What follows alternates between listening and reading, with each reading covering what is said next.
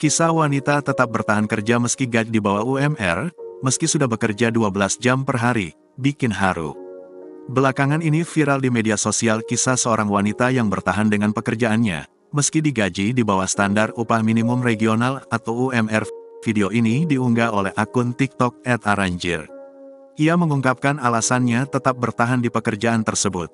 Kisahnya tersebut kini menuai sorotan dari warganet. Pasalnya banyak yang mempertanyakan mengapa ia tetap bertahan dengan pekerjaannya. Wanita tersebut membagikan kisahnya yang tetap bertahan meski sudah bekerja selama 12 jam per hari karena sang ayah. Meski memiliki jam kerja yang panjang, ia mengaku jika gajinya belum menyentuh UMR. Wanita itu mengaku jika dia akan tetap bertahan dengan pekerjaannya lantaran ingin membahagiakan serta memberikan kebutuhan ayahnya. Wanita itu pun sempat menceritakan bagaimana dia memberikan baju koko untuk ayahnya seharga Rp60.000. Sang ayah begitu bahagia saat anaknya membelikan baju tersebut, bahkan mengungkapkan jika baju itu terlalu mahal untuk dipakai.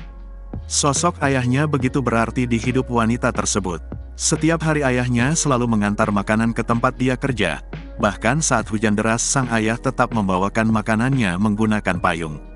Kini kisah wanita tersebut viral dan mencuri perhatian warganet. Tak sedikit dari warganet yang merasa kagum dengan perjuangan wanita itu, serta memberikan doa kepada sang ayah.